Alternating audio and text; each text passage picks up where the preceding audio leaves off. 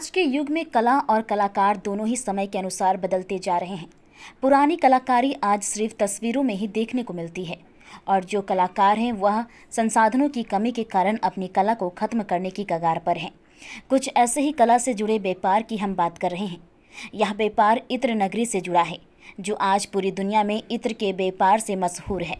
जी हाँ, हम बात कर रहे हैं कनौज इत्र नगरी की, जहां इत्र व्यापार से जुड़ा है इत्रदान का व्यापार। लेकिन आज समय के अनुसार इत्रदान का हस्तकला संसाधनों की कमी के कारण खत्म होने की कगार पर है। कारोबारी बताते हैं कि आज वह समस्याओं से जूझ रहे हैं और उनकी सुनने वाला कोई नहीं। आपको बताते चले कि इत्र नगरी कनौज अपने इत्र के व्यापार के लिए देश भर में मशहूर है। इत्र की खुशबू को चार चांद लगाने के साथ उसके बेहतर रख रखाव के लिए कनौज के कटरा मोहल्ले में करीब एक ही परिवार के 12 से 15 घरों में इत्रदान बनाने का काम किया जाता है। यह इत्रदान देखने में सुंदर और लुभाने होते हैं। इनकी निकासी कारीगर अपने हाथों से छेनी और हथौड़े के द्वारा बेहतरीन डिज़ाइन बनाते हैं। इसके साथ ही इसमें पीतल के तार से सजावट कर चमकदार और खूबसूरत आकृतियों के साथ इसको तैयार किया जाता है। अंदर के हिस्से में मखमल का कपड़ा और शीशा लगाकर इत्र की शीशियों के रखने का स्थान बनाया जाता है, जिसमें लोग इत्र की शीशियों को रखकर इस खूबसूरत इत्रदान को भेंट यानी कि गिफ्ट देने के लिए उपयोग करते हैं। बदलते समय के साथ हस्तकला लुप्त होती जा रही है, क्योंकि अब हर काम मशीनों से किया जाने लगा है, जिसमें हस्तकला का कारोबार या तो अपना काम बंद कर रहा है, क्योंकि उसके व्यापार में लागत के साथ समय भी अधिक लगता है और मुनाफा कम है। जबकि आज का युग आधुनिक युग है, यहाँ कम समय में अधिक काम लिया जाता है। इसी कारण हस्तकला की पहचान धीरे धीरे ढलती जा रही है और लोग मशीनों से इत्रदान इस्तेमाल में ला रहे हैं। यही कारण है कि आज हस्त कारीगर अपनी कला खोता जा रहा है और उसी जगह मशीनों से काम लिया जा रहा है। इत्रदान के कारीगर अमरनाथ शर्मा की माने तो एक जमाना वह था जब उनके पिता कैलाश नाथ शर्मा को हस्तकला की सुंदरता के लिए सम्मान मिला था। उन्होंने बताया कि यह इत्रदान का काम उनके यहाँ कई पीढ़ियों से होता चला रहा है। उनका बाबा भी यही काम करते थे और उनके पिता कैलाश नाथ शर्मा को इत्रदान की कला के लिए सन 1971 में तत्कालीन प्रधानमंत्री इंदिरा गांधी ने इत्रदान की कला की खूबसूरती को देखकर सराहना की और 10,000 का नगद पुरस्कार के साथ सर्टिफिकेट दिया।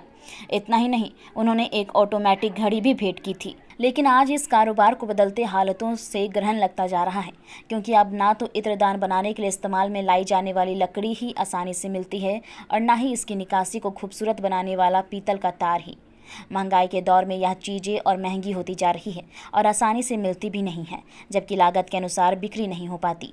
यह परेशानी हर कारीगर की है, क्योंकि इत्रदान बनाने में सभी को लकड़ी और पीतल के तार की आवश्यकता पड़ती है। लागत के अनुसार मुनाफा कम मिलता है।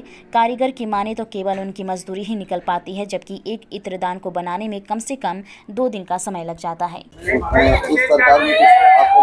कोई लाभ नहीं मिला है। अखिलेश ने एक आश्वासन दिया था जब उनकी सरकार थी, अयोध्या लखनऊ गए थे तो मीटिंग में उन्होंने कहा था कि अगर हमारी सरकार होती है तो 72 जिलों की लोग आए थे कारीगर लोग, तो उन्होंने कहा था कि हम आपको 1,000 रुपये पर मंथ देंगे। भाजपा सरकार में कोई लाभ नहीं मिला, किसी प्रकार का कोई लाभ नहीं। कांग्रेस सरकार ने ही इंदिरा गांधी इंदिरा जी ने पिताजी को 10,000 रुपये का पुरस्कार और एक ओमेक्स घड़ी दी थी और राष्ट्रपति जी ने सर्टिफिकेट दिया था। तो मार्जिन कम बचा है, मार्जिन रही ना धीरे धीरे ये जो है कला डूब रही है। हाँ, डूब रही है।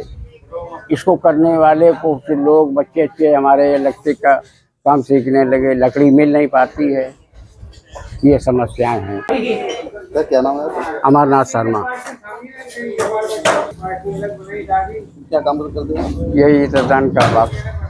कब से ये चल रहा है? ये 200 साल पुराना है। तो इससे कितना आपको फायदा हुआ? इसमें सब मटेरियल के हिसाब से लेबर निकल पाती है। कैसे बनाते हैं इसे? ये औजारों द्वारा। क्या क्या उपयोग होता है? इसमें तार लगता है, पीतल लगती है, लकड़ी लगती है। कितनी कास्ट आ जाती है? इसमें आ जाती लगभग 250 रुपये मिनिमम पीस में।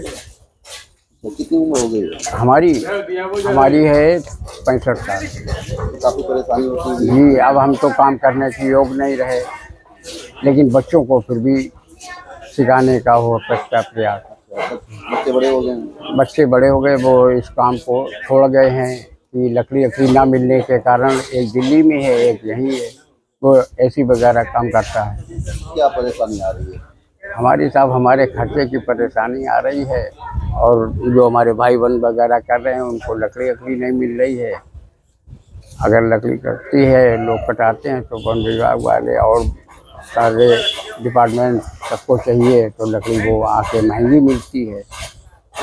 ये देखा गया है कि एक जमाने में आपके पिताजी को इस काम के लिए उनको पुरस्कार मिला। हाँ, गवर्नमेंट ने पुरस्कार दिया था। तो किसने दिया? श्रीमती इंदिरा गांधी ने दिया था और राष्ट्रपति बीबी गिर ने दिया था। मैरिज सर्टिफिकेट राष्ट्रपति बीबी गिर ने दिया था। और भी कुछ दिया गया? हाँ, जिला उद्योग केंद्र से पिताजी को ट्रेनिंग सेंटर मिले थे वो चलाने को, वो उन्होंने 10-12 साल चलाए।